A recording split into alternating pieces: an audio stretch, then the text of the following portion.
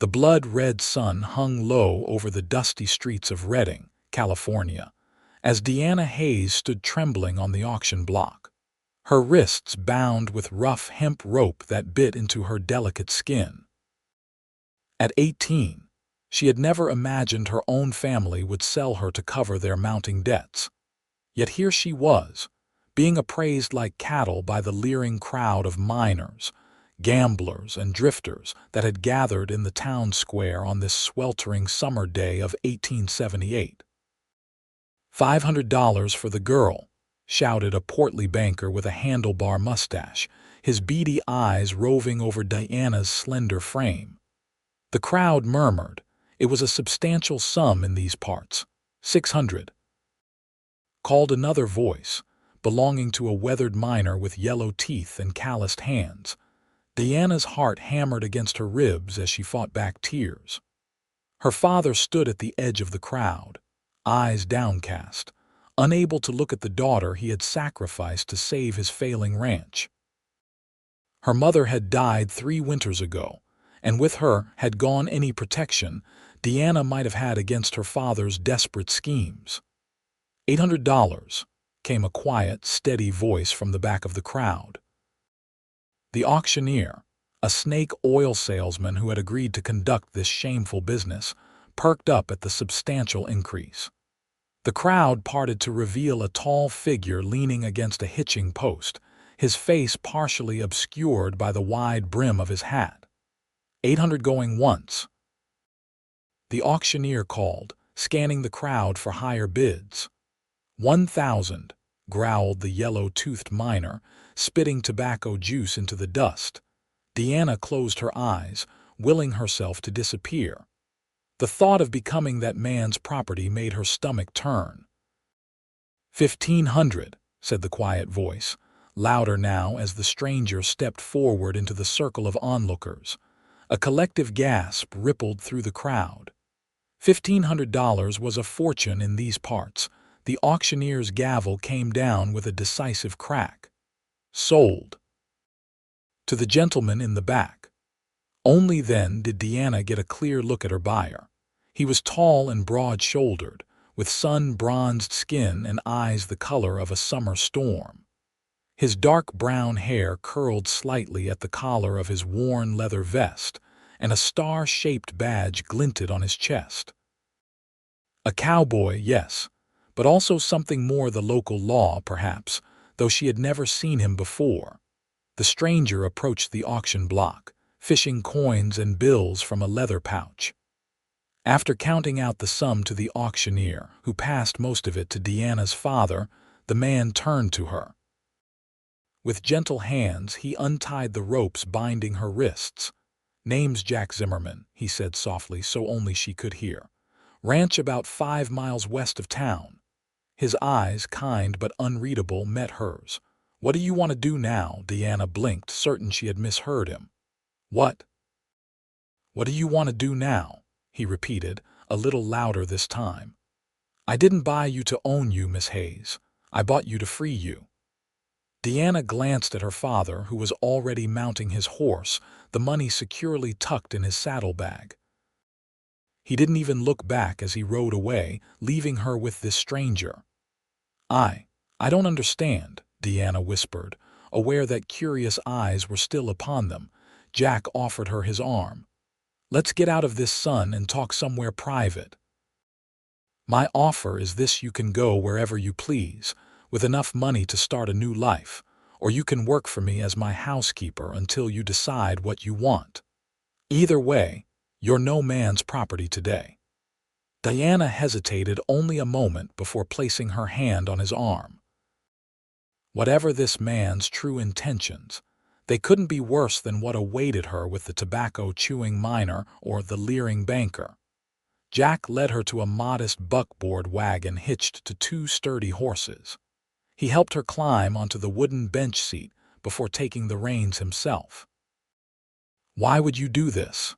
Deanna asked as they pulled away from the town square, the curious onlookers still watching their departure. "Why would you spend so much money just to free me?" Jack kept his eyes on the road ahead. because no person should be bought or sold like property, not ever. There was steel in his voice, a conviction that brooked no argument. They rode in silence for a while, the wagon bumping along the rutted dirt road leading out of town. Deanna studied her rescuer from the corner of her eye. He was handsome in a rugged way, with a strong jawline shadowed by stubble and work-hardened hands that held the reins with easy confidence. "I don't have anywhere to go," Deanna finally admitted, her voice small against the creaking of the wagon wheels. "My father sold everything that was mine along with me. I have no family left who would take me in." Jack nodded thoughtfully. "Then my offer stands. You can stay at my ranch for as long as you need. I've been looking for someone to help keep the place in order anyway. I'm not much for housekeeping, and between ranching and my duties as deputy sheriff, I don't have the time." "Deputy sheriff?" Deanna asked, surprised. Jack tapped the badge on his chest. "Yes, madam. Sheriff Thomas deputized me last spring. I mostly handle trouble outside town limits." Deanna considered his offer. Working as a housekeeper wasn't ideal, but it was respectable work, and it would give her time to figure out her next move. "If I accept, I want to be clear on the terms," she said, finding her courage. "I'll cook and clean in exchange for room and board and a fair wage, but nothing more is expected of me." Jack looked genuinely surprised, then a hint of color rose to his tanned cheeks. "Miss Hayes, I would never, that is to say." He cleared his throat. "You have my word as an officer of the law that your virtue is safe under my roof. I meant what I said about freeing you." Deanna felt a blush of her own rising. "I'm sorry. I shouldn't have presumed." "No need to apologize. Your caution is understandable given the circumstances." They rode on as the landscape changed, town buildings giving way to scattered homesteads and eventually to open rangeland dotted with oak trees. In the distance, Diana could see a modest ranch house nestled against a backdrop of rolling hills. "That's it," Jack said, following her gaze. "Not much to look at, but it's mine. Paid it off last year." As they drew closer, Deanna could see that the ranch house, though small, was well built, with a wide porch and sturdy shutters on the windows. A barn stood nearby, along with a corral holding several horses. A small garden plot beside the house showed signs of neglect, with weeds threatening to overtake the vegetables. Jack brought the wagon to a stop in front of the house and jumped down, then offered Deanna his hand. She took it, feeling the calluses on his palm as he helped her from the seat. "I have a spare room," he said, gesturing to the house. "It's small, but it's yours for as long as you're here." Diana took a deep breath of the sage-scented air and looked around at the peaceful ranch. Perhaps this unexpected turn of events was a blessing in disguise. For the first time since being forced onto that auction block, she felt something like hope stirring in her chest. "Thank you, Mr. Zimmerman," she said quietly. "I accept your offer." Jack gave her a small smile, the first she'd seen from him. It transformed his serious face, crinkling the corners of his eyes and revealing a dimple in his left cheek. "Then welcome to your new home, Miss Hayes, and please call me Jack." The inside of Jack's ranch house was exactly what Diana might have expected from a bachelor's dwelling, functional but sparse, with minimal decoration and a layer of dust on most surfaces. The main room served as both kitchen and living area, with a rough-hewn table surrounded by 4 chairs, a stone fireplace, and a pair of worn leather armchairs. A narrow hallway led to what Deanna assumed were the bedrooms. "It's not much," Jack said, removing his hat and hanging it on a peg by the door. "But it's solid. No leaks in the roof, and the fireplace draws well in winter." Deanna nodded, already mentally cataloging the cleaning that needed to be done. "It's a fine home," she said politely. Jack smiled, seeing through her diplomacy. You don't have to spare my feelings, Miss Hayes. I know it needs a woman's touch. That's why I'm grateful you're here. He showed her to the spare room, which contained a narrow bed with a homespun quilt, a small chest of drawers, and a washstand with a pitcher and basin. A window overlooked the corral, where horses grazed peacefully in the afternoon sun. "I'll leave you to get settled," Jack said, backing toward the door. "There are some clothes in the chest that might fit you. They belonged to my sister before she married and moved to Oregon. I've been meaning to send them to her, but they might serve you better for now." "You have a sister?" Deanna asked, curious to learn more about this man who had so unexpectedly changed her fate. "Two sisters and a brother, all older and all gone from California now. My parents passed on 5 years ago, left me this place." A shadow crossed his face. "I'll be out in the barn if you need anything." "Take your time." After Jack left, Deanna sat on the edge of the bed, finally allowing herself a moment to process everything that had happened. Tears she had held back all day spilled down her cheeks as the reality of her situation hit her. Her own father had sold her like property, had valued coin over his own daughter's freedom and happiness. When her tears were spent, Deanna washed her face in the basin and opened the chest of drawers. Inside were several simple dresses, a nightgown, and some undergarments, all of good quality if slightly outdated in style. She changed out of the faded blue dress she had worn to town that morning, donning instead a practical brown calico that was only slightly loose around the waist. Feeling more composed, Deanna ventured out to explore her new temporary home. The kitchen was basic but adequate, with a cast iron stove, a dry sink, and shelves stocked with staples like flour, sugar, coffee, and beans. The pantry held preserves, potatoes, and other root vegetables, enough that she could prepare a proper meal.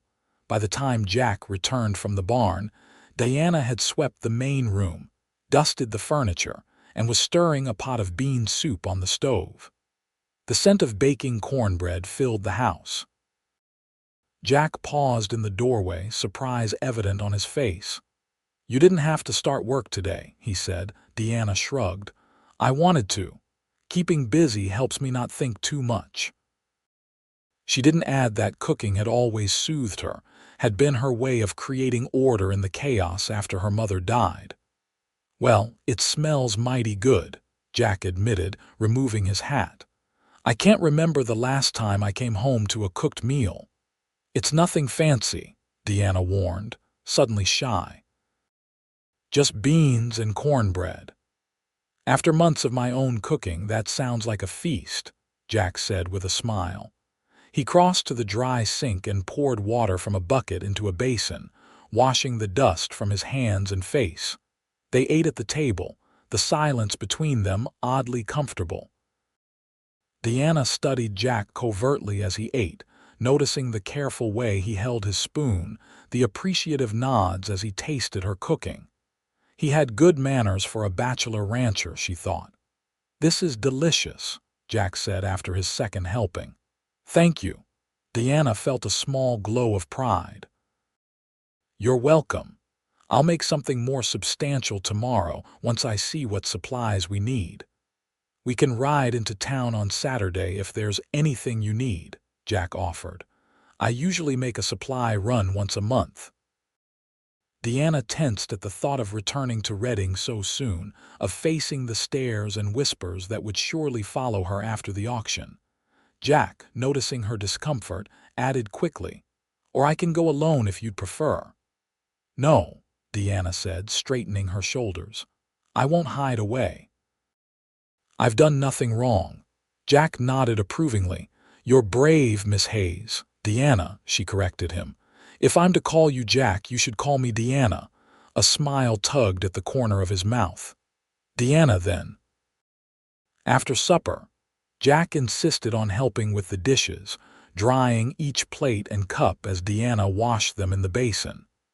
It was a small gesture, but one that spoke volumes about the kind of man he was.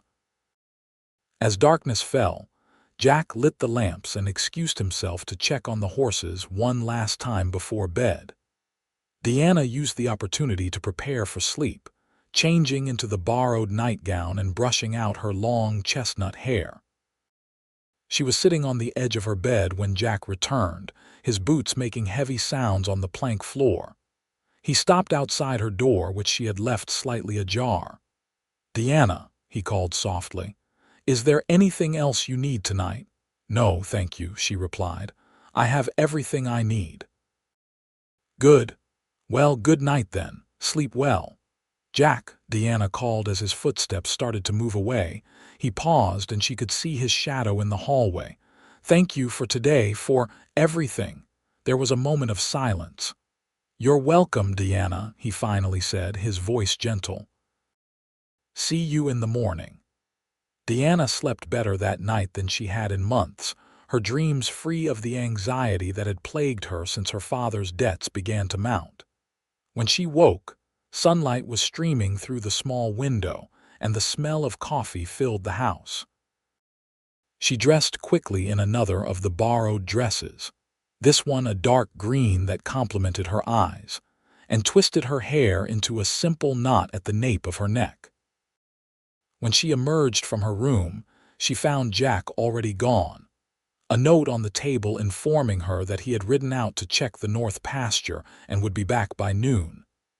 Deanna set about making the house truly clean, attacking dust and cobwebs with determined energy. By mid-morning, she had the main room gleaming and had started on the kitchen.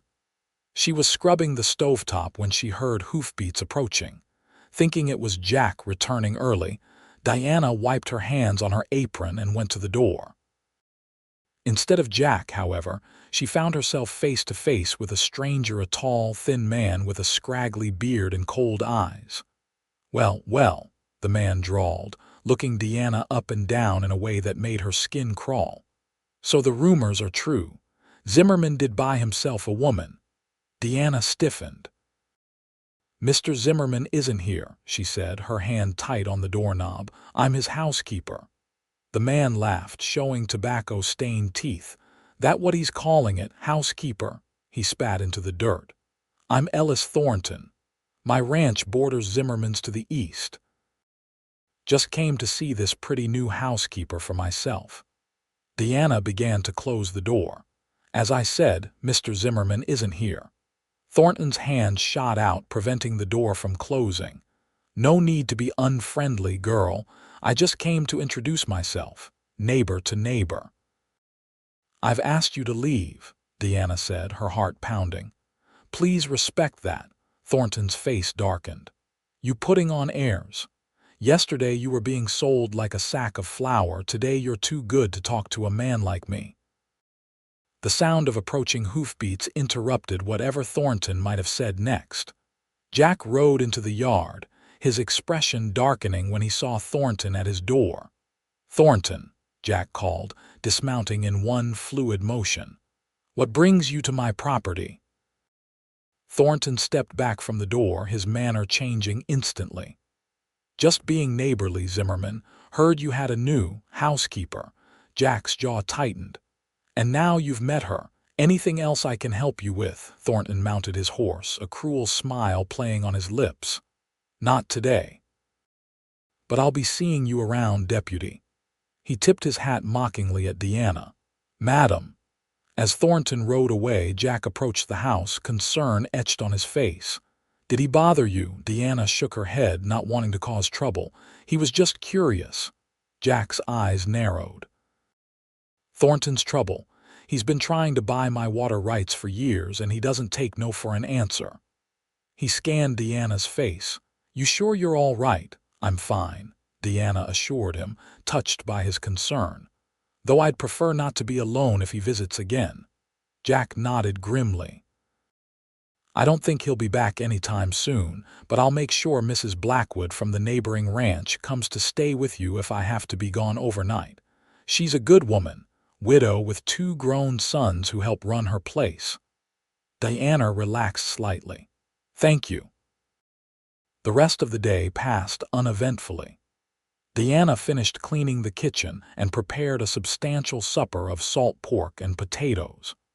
Jack spent the afternoon mending fences near the house, staying within shouting distance, as if wanting to ensure Diana's safety after Thornton's visit. As they ate supper, Jack asked Deanna about her life before the auction.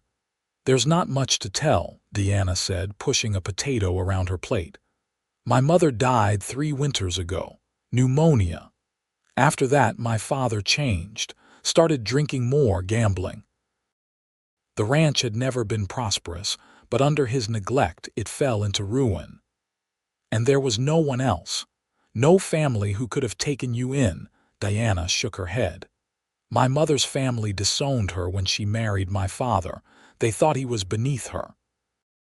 And my father's family is all back east. I've never met them." She looked up at Jack. "What about you? How did you come to be a rancher and a deputy?" Jack leaned back in his chair.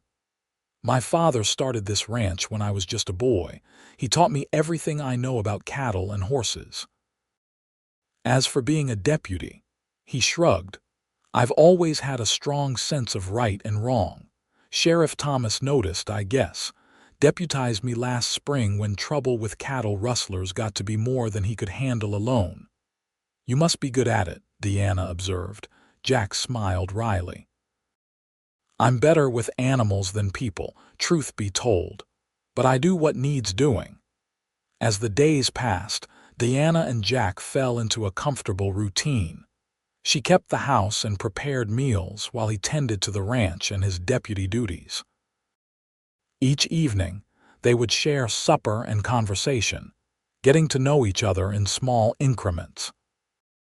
Deanna learned that Jack had a dry sense of humor that emerged when he was relaxed, that he was patient with his horses but had little tolerance for lazy ranch hands, and that he read voraciously, evidenced by the stack of books beside his bed. Jack, in turn, discovered that Deanna was not just a capable housekeeper, but an intelligent woman with opinions on everything from politics to literature.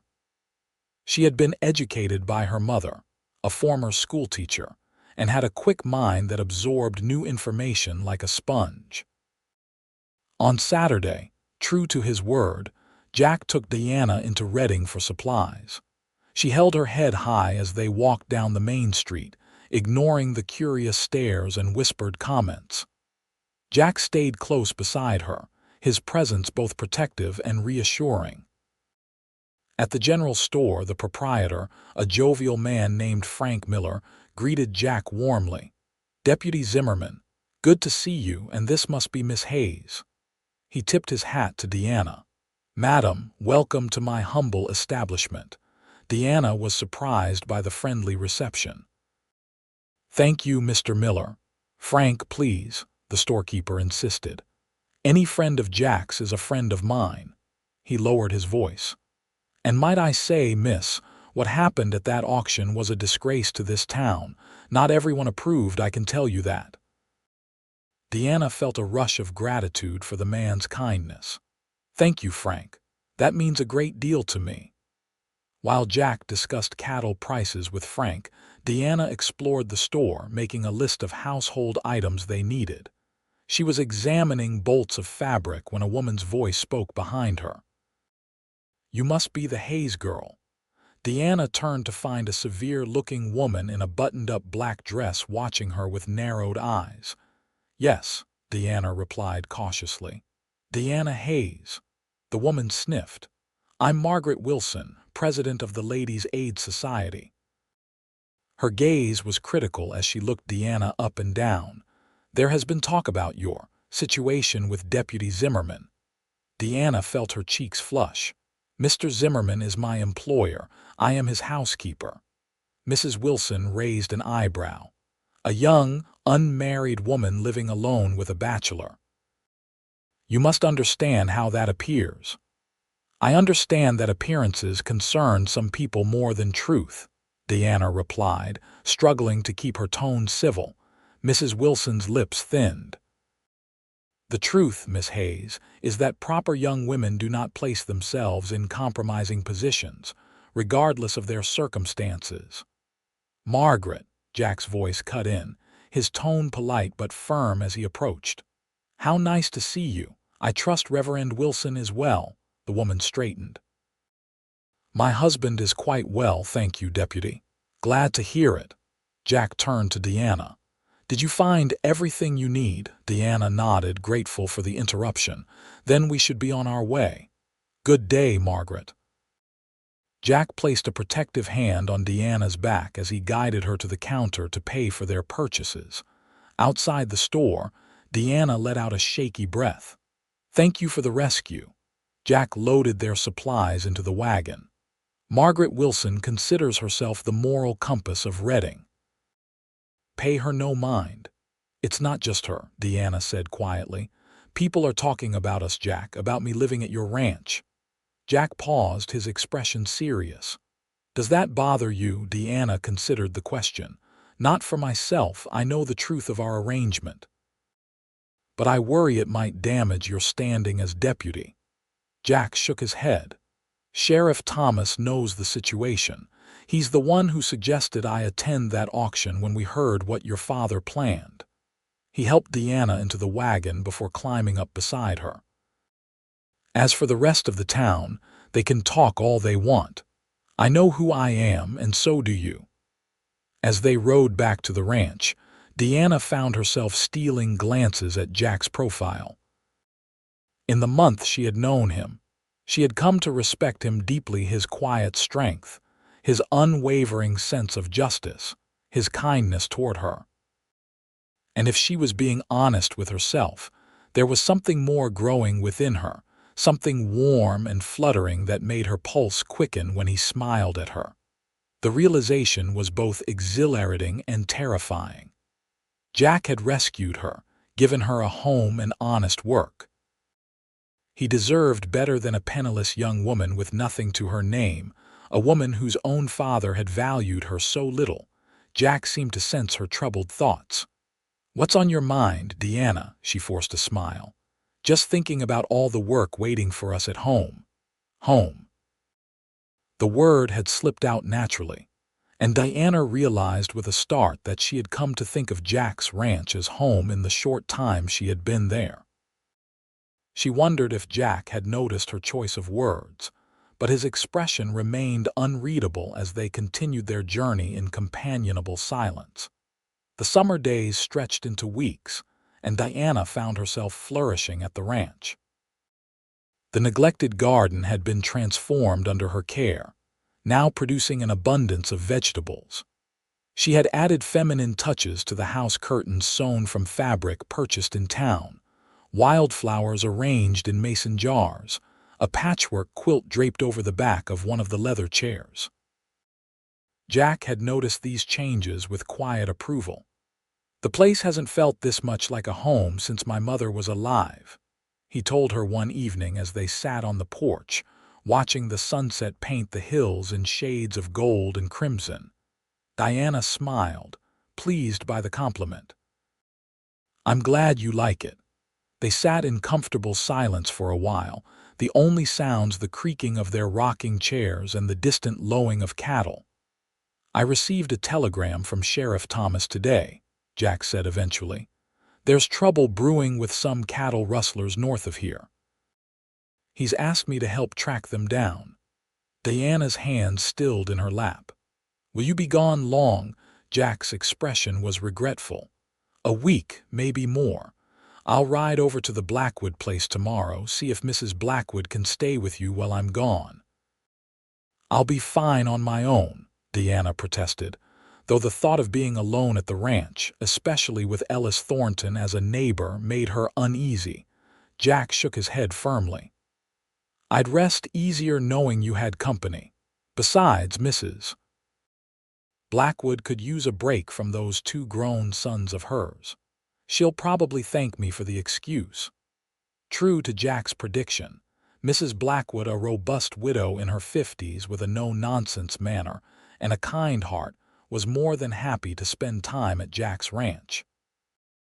"Those boys of mine can fend for themselves for a spell," she declared when Jack brought her over the next morning.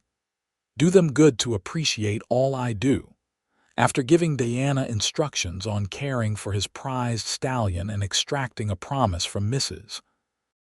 Blackwood to send for help if Thornton or anyone else caused trouble, Jack prepared to leave. Diana walked with him to where his horse was saddled and waiting, a lump forming in her throat. She had grown accustomed to Jack's presence, to his deep voice and quiet strength. The thought of him facing danger hunting rustlers filled her with dread. "Be careful," she said as he checked the cinch on his saddle. Jack looked up, something softening in his gray eyes. "Always am." "I mean it, Jack. Come back safe." Diana didn't know what prompted her next action. Perhaps it was fear for his safety. Or perhaps it was the way the morning sunlight caught in his dark hair. But she rose on tiptoe and pressed a quick kiss to his weathered cheek. Jack froze, surprise evident on his face. Then, gently, he reached out and tucked a strand of hair behind Diana's ear, his fingers lingering against her cheek. "I'll come back," he promised, his voice husky. "You can count on that." Then he was mounting his horse and riding away, leaving Diana standing in the yard with her fingers pressed to her lips and her heart racing beneath her ribs. Mrs. Blackwood proved to be excellent company, full of stories about the early days of Reading and practical advice on everything from canning vegetables to predicting weather changes. But despite the widow's presence, Diana found herself watching the road each day, hoping for Jack's return. "You've got it bad, girl," Mrs. Blackwood observed on the fifth day, catching Diana staring out the window for the third time that morning. Diana blushed. "I don't know what you mean." The older woman snorted. "Course you do. You're sweet on Jack Zimmerman, plain as day, and who could blame you? He's a good man, Jack is. Honest as the day is long and not hard on the eyes neither." Diana's blush deepened. "He's my employer, Mrs. Blackwood, Pshaw. He didn't buy you at that auction to get himself a housekeeper, and well you know it." Mrs. Blackwood's eyes softened. "He couldn't stand to see you sold like property. That's the kind of man he is, the kind who does right even when it costs him." "He deserves better than me," Diana said quietly, voicing the fear that had been growing alongside her feelings for Jack. Mrs. Blackwood set down her knitting with a thump. "Now you listen here, Diana Hayes. I've known Jack Zimmerman since he was knee-high to a grasshopper. That man has worked hard all his life, done right by everyone around him, and never asked for a thing in return. If he's found someone that makes him happy, then there's no one who deserves it more." She picked up her knitting again with a decisive nod. "And from what I've seen, you're exactly what he needs." Diana wanted to believe the older woman, but doubt still gnawed at her. How could Jack truly care for someone who had been sold at auction? Someone with nothing to offer but her company and her cooking. On the 8th day after Jack's departure, Diana was in the garden harvesting tomatoes when she heard hoofbeats approaching. Her heart leaped, thinking it must be Jack, but as she straightened and shaded her eyes against the sun, she saw Ellis Thornton riding toward the house, accompanied by two rough-looking men she didn't recognize. Diana dropped her basket and ran for the house, calling for Mrs. Blackwood as she went. The widow appeared in the doorway, a shotgun in her capable hands. "Get inside, girl," Mrs. Blackwood ordered, her voice steely. She stepped onto the porch, the shotgun held at the ready as Thornton and his companions reined in their horses in the yard. "Afternoon, ladies," Thornton called, his smile not reaching his cold eyes. "I was just passing by and thought I'd check on my neighbor's property, seeing as he's been gone so long." "Deputy Zimmerman's property is just fine," Mrs. Blackwood replied evenly. "As you can see." Thornton's gaze shifted to Diana, who stood slightly behind Mrs. Blackwood. "Must be lonesome out here without your man, Miss Hayes." "Jack is expected back any day," Diana said, her voice steadier than she felt. "And we're managing just fine until then." One of Thornton's companions, a scar-faced man with matted hair, leaned over to whisper something to Thornton, who laughed unpleasantly. "My friend here thinks you might appreciate some male company," Thornton said, his eyes roving over Diana in a way that made her skin crawl. "We'd be happy to oblige." The click of Mrs. Blackwood cocking the shotgun echoed in the yard. "You and your friends need to leave, Thornton." Now, Thornton's expression hardened. "That's not friendly, Mrs. Blackwood, not friendly at all." He nudged his horse forward. "Put down that scatter gun before someone gets hurt."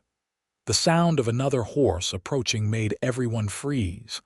Diana's breath caught in her throat as Jack rode into the yard, his expression thunderous as he took in the scene. "Thornton," he called, his voice like ice as he dismounted. "You're trespassing." Thornton's confident smirk faltered slightly.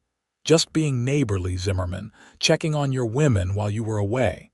Jack's hand moved to rest on the pistol at his hip. "They don't need checking on, especially not by the likes of you." The tension in the yard was thick enough to cut with a knife as the two men faced each other. Diana watched with her heart in her throat, terrified that violence would erupt at any moment. Finally, Thornton shrugged, affecting nonchalance. "Have it your way, deputy. We were just leaving anyway." He turned his horse, his companions following suit. But a word of advice: a man should keep better watch over what's his, never know when something might disappear. Jack's expression was stone. "That a threat, Thornton?" Thornton smiled thinly. "Just an observation." He tipped his hat mockingly. "Ladies, deputy." As Thornton and his men rode away, Diana sagged with relief. Mrs. Blackwood lowered the shotgun, muttering under her breath about no-account troublemakers. Jack strode to the porch, his eyes scanning Diana as if checking for harm. "Are you all right?" Diana nodded, suddenly unable to speak past the lump in her throat. He was here, he was safe, and the realization of how much that meant to her was overwhelming. Mrs. Blackwood, displaying a tactful nature Diana hadn't expected, muttered something about checking on dinner and disappeared into the house, leaving Jack and Diana alone on the porch. "You're back earlier than expected," Diana said, finding her voice at last. Jack stepped closer, his eyes never leaving her face. "Caught the rustlers quicker than we thought. I rode straight back." He hesitated, then added more softly, "I missed you."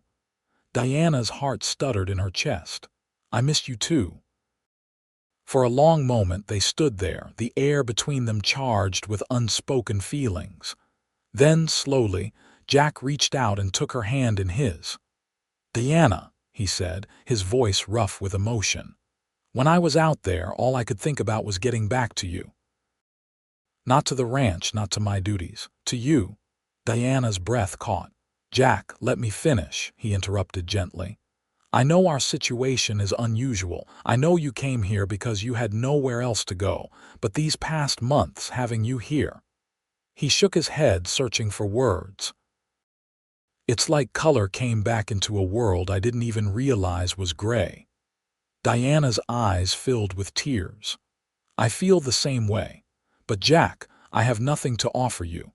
My father sold everything I had, including me." "I'm your everything I never knew I wanted," Jack cut in, his thumb tracing gentle circles on the back of her hand. "Your kindness, your strength, your smile that lights up this whole place. You think you have nothing to offer. Diana, you've already given me more than I ever thought to have." A tear slipped down Diana's cheek. Jack reached up and brushed it away, his touch feather light against her skin.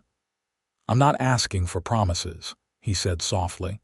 "I just want you to know how I feel, and to ask if there might be a chance that someday you could feel the same way about me." Diana's heart was so full she thought it might burst. "Jack Zimmerman," she whispered, stepping closer until she could feel the warmth of him.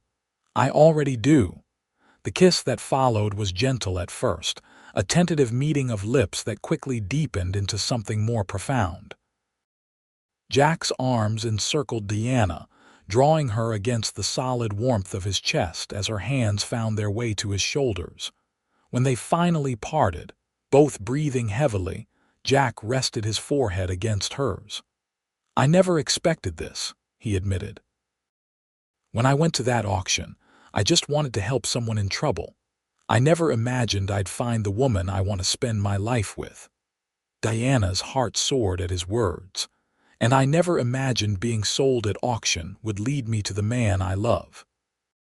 Jack's smile was like the sun breaking through clouds. "Say that again."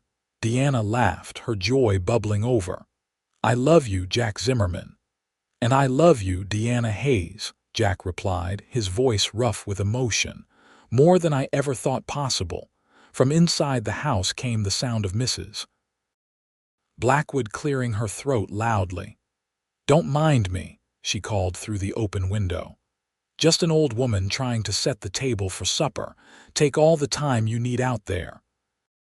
Jack and Deanna looked at each other and burst into laughter, the tension of the day dissolving in their shared mirth.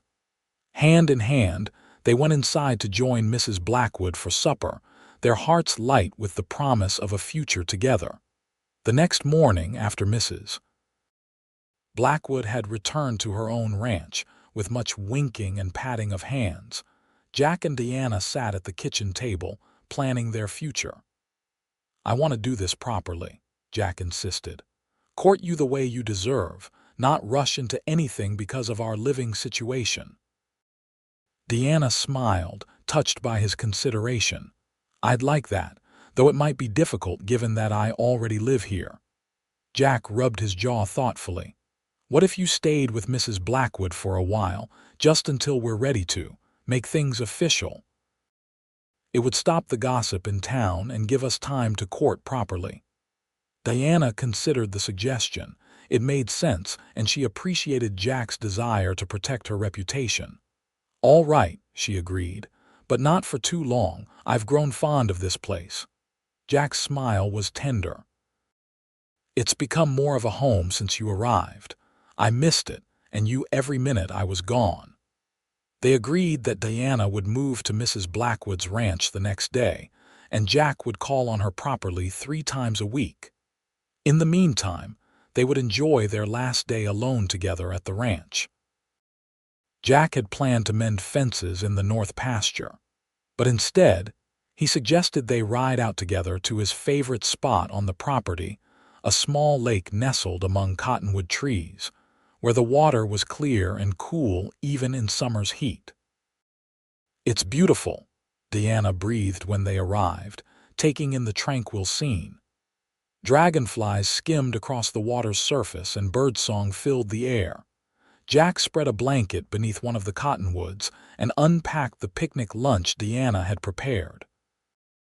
They ate leisurely, talking of small things and large Jack's plans for the ranch, Deanna's dreams of perhaps starting a small school for the children of neighboring ranches, their shared love of books and music.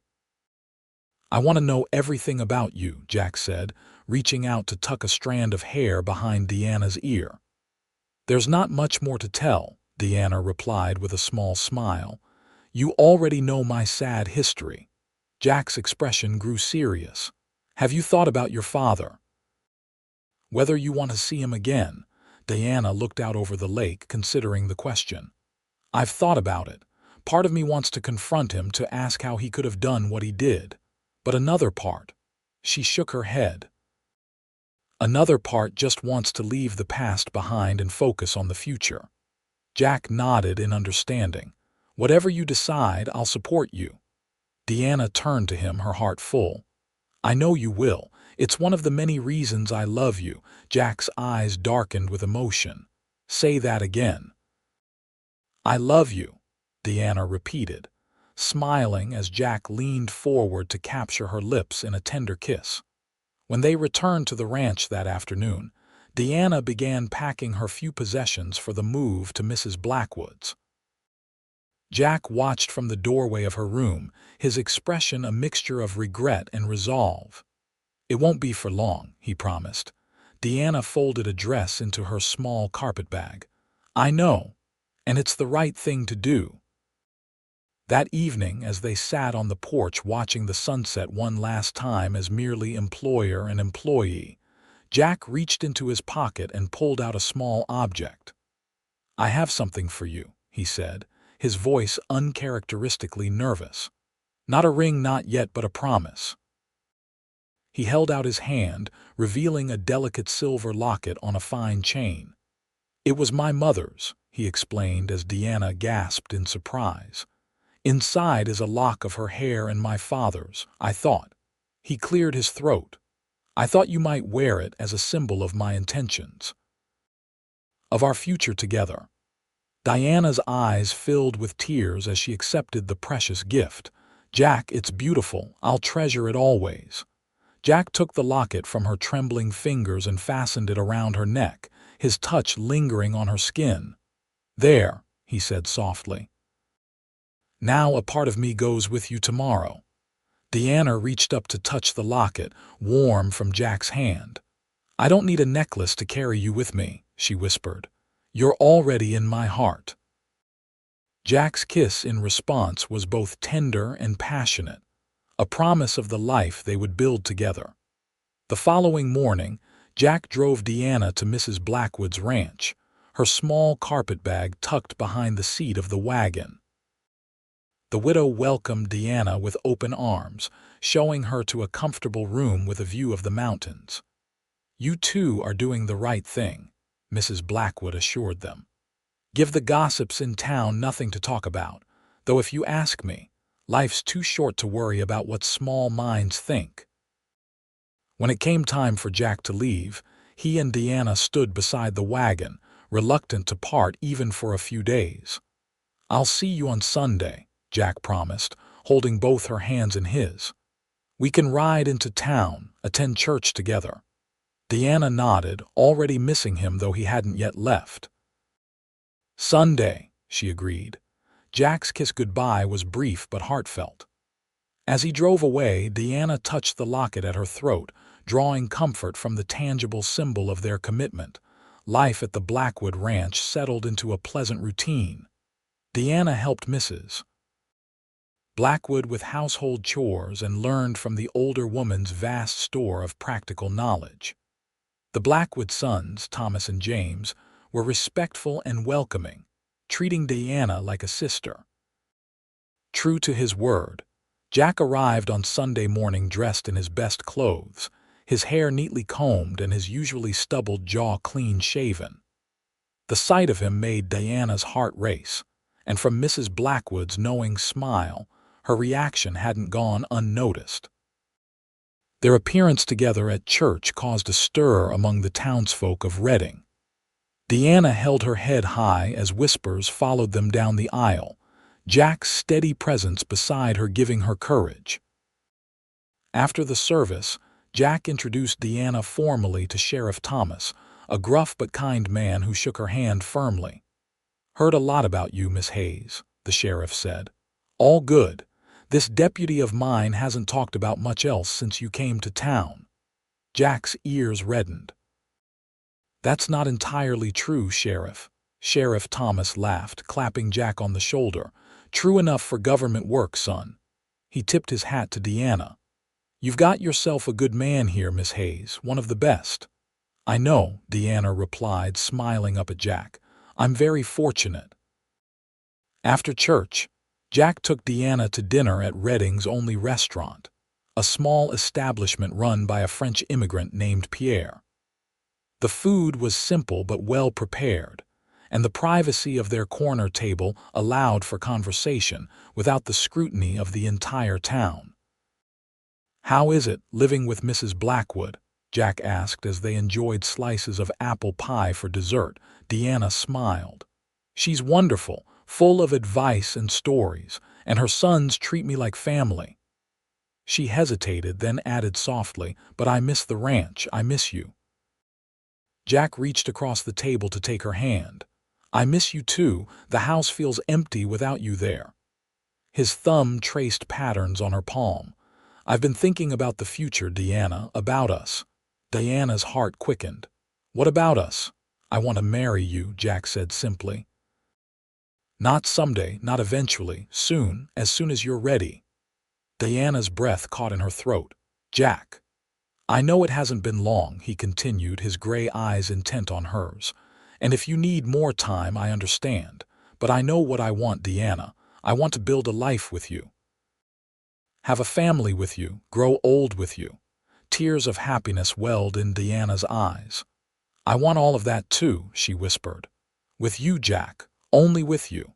Jack's smile was radiant. "Then will you marry me, Diana Hayes? Make me the happiest man in California." "Yes," Diana replied without hesitation. "Yes, I'll marry you." The next 2 weeks passed in a blur of preparations. Word of their engagement spread quickly through Redding, and to Diana's surprise, the reaction was largely positive. Even Margaret Wilson, after an initial period of disapproval, came around when she learned that Diana had been staying at Mrs. Blackwood's ranch. "Well, at least you've observed the proprieties," she sniffed when she cornered Diana after church the following Sunday. "And Deputy Zimmerman is a respectable man, if somewhat unconventional in his methods." Diana, remembering Jack's purchase of her at the auction, merely smiled and thanked Mrs. Wilson for her good wishes. The wedding was set for October, when the heat of summer had given way to the golden days of autumn.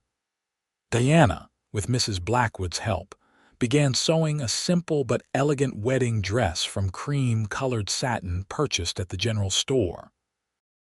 Jack, meanwhile, ordered a new suit from Sacramento and set about making improvements to the ranch house. "I want it to be perfect for you," he explained when Diana expressed concern about his long hours of work. "A proper home for my wife." Wife. The word sent a thrill through Diana every time she heard it. She, who had once been sold like property, would soon be Jack Zimmerman's wife, his partner in life and love. As the wedding day approached, Diana received an unexpected visitor at the Blackwood Ranch. She was in the garden helping Mrs. Blackwood harvest the last of the summer vegetables when Thomas Blackwood called from the house that someone was asking for her. Diana wiped her hands on her apron and went to the front porch, where a man sat waiting, a man whose face she had never expected to see again. Her father. Gregory Hayes looked older than she remembered, his face lined with care and his once proud shoulders stooped. He stood awkwardly as Diana approached, twisting his hat in his hands. "Diana," he said, his voice rough, "you're looking well." Diana stopped at the edge of the porch, her heart pounding. "What are you doing here, Father?" Hayes swallowed hard. "I heard you're to be married. To the deputy who bought you at the auction." "His name is Jack Zimmerman," Diana said, her voice steady despite her inner turmoil. "And yes, we're to be married next week." Her father nodded, looking down at his worn boots. "He's a good man from what I hear. Better than—" He trailed off. "Better than you," Diana supplied, a flash of the old anger rising within her. "Yes, he is. He would never sell his own daughter to cover gambling debts." Hayes flinched as if struck. "I deserve that," he admitted. "I deserve your hatred, Diana, what I did." He shook his head. "There's no excuse for it, none." "Then why are you here?" Diana demanded, crossing her arms protectively over her chest. Hayes looked up, his eyes so like her own, filled with regret. "To ask for your forgiveness. Not to expect it, not to demand it. Just to ask." He reached into his pocket and pulled out a small pouch. "And to give you this. It's not much, but it's all I have left. I want you to have it for your new life." Diana made no move to take the pouch. "Keep your money, Father. I don't want it." "Please," Hayes said, his voice breaking. "It's not just money. There's your mother's wedding ring in there. The one thing I couldn't bring myself to sell. She would have wanted you to have it." At the mention of her mother, Diana's resolve wavered. She stepped forward and took the pouch, opening it to find a small gold band nestled among a few coins. "Thank you for this," she said quietly, closing her fingers around the ring. It means a lot to have something of hers. Hayes nodded, relief evident on his weathered face. I'm leaving California, he said after a moment, going back east to my brother's place in Pennsylvania, starting fresh. He hesitated, then added, I don't expect to hear from you, Deanna. I know I've lost that right, but I wanted you to know where I'll be in case you ever wanted to write. Deanna studied her father, seeing for the first time the toll his actions had taken on him. He was a broken man, haunted by his mistakes. Part of her wanted to hold onto her anger, to send him away without absolution. But another part, the part that remembered him teaching her to ride, laughing with her mother on summer evenings, couldn't bear to let him leave without some peace between them. I can't forgive you yet, she said honestly. What you did hurt too much, but maybe someday with time. She took a deep breath. I hope you find what you're looking for in Pennsylvania, Father. Hayes nodded, his eyes bright with unshed tears. That's more than I deserve. Thank you, Deanna. He put on his hat and backed toward his waiting horse. Be happy with your deputy. That's all I want for you now, happiness. Deanna watched him ride away, a complicated mixture of emotions swirling within her. When he had disappeared from sight, she realized Mrs. Blackwood was standing in the doorway behind her. You did right, the older woman said simply. Holding on to hate only poisons the one doing the hating. Deanna nodded, opening her hand to look at her mother's ring. I think she would have wanted me to at least try to make peace with him. Your mother sounds like she was a wise woman, Mrs. Blackwood observed, like her daughter. When Jack came to visit that evening, Diana told him about her father's unexpected appearance. Jack listened without interrupting, his face grave. Are you all right? He asked when she had finished. Deanna nodded, leaning against his solid strength as they sat together on the porch swing. I think so. It was difficult but necessary somehow. Jack pressed a kiss to her temple. You're the strongest person I know, Deanna Hayes, and in 1 week you'll be Deanna Zimmerman. If you still want to be, he added with a hint of uncertainty. Diana turned in his arms to face him. Jack Zimmerman, nothing could stop me from marrying you. Not my father, not Ellis Thornton, not the entire town of Reading. I love you and I can't wait to be your wife. Jack's kiss was tender and passionate all at once, a promise of the life they would build together. The wedding day dawned clear and crisp, with just a hint of autumn's chill in the air. Deanna dressed in her cream-colored gown with Mrs. Blackwood's help, her mother's ring now hanging alongside Jack's locket around her neck. You look beautiful, Mrs. Blackwood said, her eyes suspiciously bright as she adjusted Diana's veil. Jack won't know what hit him. The ceremony took place in Reading's small church, decorated with autumn leaves and late-blooming wildflowers. Deanna walked down the aisle on Thomas Blackwood's arm, her eyes fixed on Jack waiting at the altar. He looked so handsome in his new suit, his dark hair neatly combed, his gray eyes filled with wonder as he watched her approach. Sheriff Thomas stood beside Jack as his best man, beaming with pride. The church was full. It seemed the entire town had turned out to witness the union of their deputy and the woman who had arrived in such unusual circumstances. The ceremony itself was simple and heartfelt. Deanna and Jack exchanged vows in clear, steady voices, promising to love and cherish each other for all their days. When Jack slipped a gold band onto Diana's finger, a perfect match to the one she had placed on his hand moments before she felt as though her heart might burst with happiness. I now pronounce you man and wife, Reverend Wilson declared. You may kiss your bride. Jack's kiss was gentle but filled with promise, and when they turned to face the congregation as Mr. and Mrs. Zimmerman, the church erupted in applause. The celebration continued at the Blackwood Ranch, where tables had been set up under the trees and a fiddle player provided music for dancing.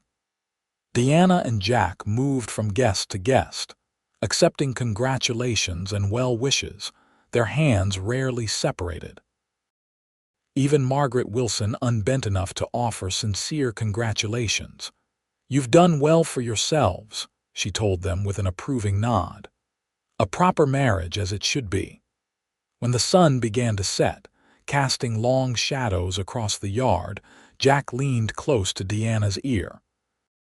"Ready to go home, Mrs. Zimmerman?" Deanna smiled up at him, her heart full. "More than ready, Mr. Zimmerman." They said their goodbyes amid cheers and good-natured teasing, then climbed into Jack's wagon, which had been decorated with ribbons and flowers by the Blackwood sons. As they drove away toward their ranch now, Deanna leaned against Jack's shoulder, contentment washing over her. "Happy?" Jack asked, his arm tightening around her waist. "More than I ever thought possible," Deanna replied truthfully. "If someone had told me on that auction block that in a few months I'd be married to the most wonderful man in California, I would never have believed them." Jack's expression sobered. "I still can't believe your father did that to you, but in a way, I'm grateful. If he hadn't, we might never have met." Deanna considered this.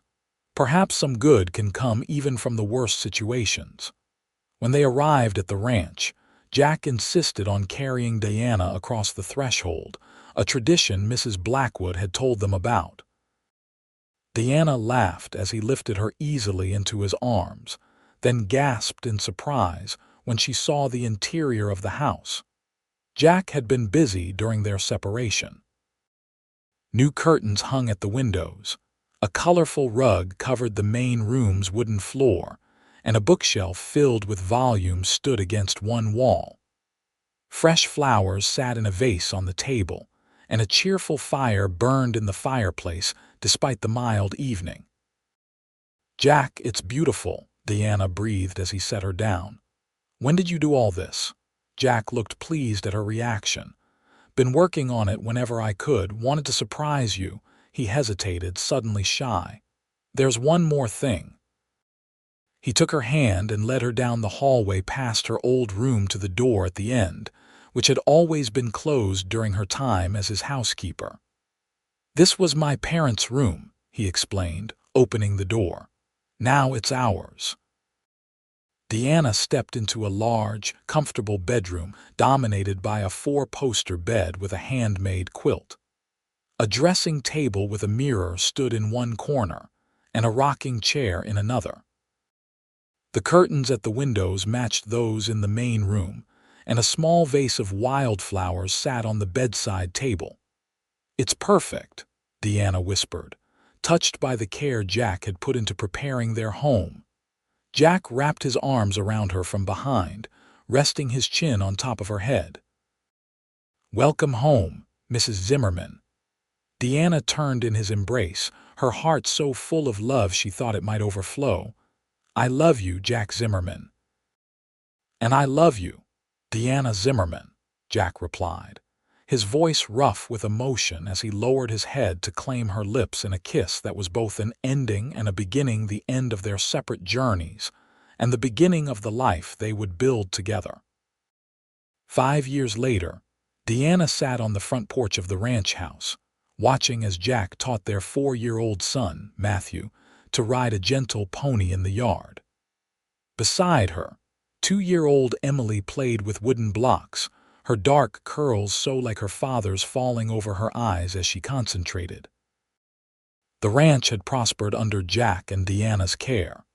They had expanded the herd, built a larger barn, and added 2 rooms to the house as their family grew. Jack still served as deputy sheriff, but he had trained several ranch hands to manage the cattle when his duties took him away from home. Deanna had fulfilled her dream of starting a small school.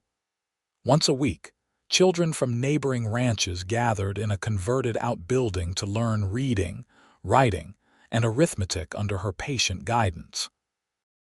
The rest of her time was devoted to her family and to writing regular articles for the Reading Gazette on topics ranging from household hints to opinion pieces on women's suffrage. As Deanna watched her husband lift Matthew from the pony with words of praise, she felt a familiar rush of love and gratitude. The path that had brought her to this point had been unexpected and at times painful, but she wouldn't change a moment of it. Jack looked up, catching her eye across the yard. His smile, still capable of making her heart skip a beat after all these years, warmed her to her toes. He set Matthew down with instructions to lead the pony to the water trough, then crossed to the porch to join Deanna. "How are my girls?" he asked, bending to drop a kiss on Emily's head before sitting beside Deanna and taking her hand. "We're fine," Deanna replied, leaning against his shoulder. "Just enjoying the show. Matthew's getting quite good." Jack nodded proudly. "He has his mother's natural grace." Deanna laughed. "I think you mean his mother's stubbornness.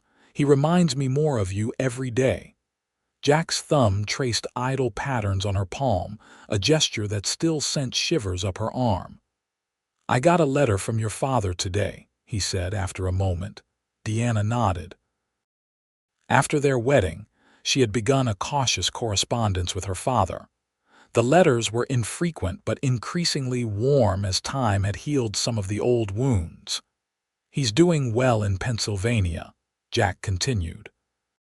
"Says his health is improved and he's helping his brother with a small store they've opened in Pittsburgh." He hesitated, then added, "He asked if he might visit sometime, meet his grandchildren." Diana was quiet for a moment, watching Matthew carefully lead the pony to water. "What do you think?" she finally asked. Jack squeezed her hand. "I think that's entirely up to you, love. I'll support whatever you decide."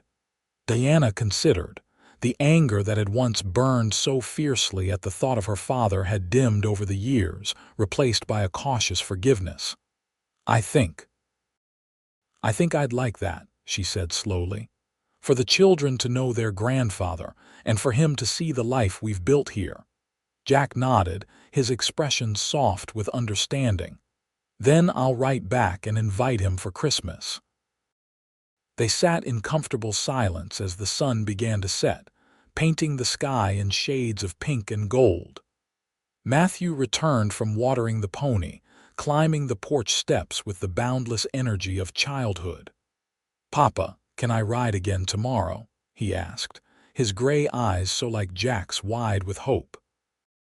Jack ruffled his son's hair. "We'll see, partner. For now, it's almost supper time. Why don't you help your sister pick up her blocks?" As the children gathered the wooden toys, Jack turned to Deanna, his expression suddenly serious. "Do you ever regret it?" he asked quietly. "That day, the auction, all of it," Deanna met his gaze steadily. "Never," she said with conviction. "How could I regret the path that led me to you, to our children, to this life we've built together?" She leaned forward to kiss him softly. "That day on the auction block was the worst moment of my life, but it led to the best decision anyone ever made for me." Jack's arms encircled her, drawing her close. "Buying your freedom was the easiest decision I ever made," he murmured against her hair. "Asking what you wanted to do next was the wisest." Deanna smiled against his chest, thinking of how far they had come from that dusty town square 5 years ago. "And saying yes to you was the best decision I ever made," she whispered. "One I would make again every day for the rest of my life." The sound of their children's laughter filled the evening air as the sun dipped below the horizon, casting long shadows across the ranch that had become so much more than a place to live.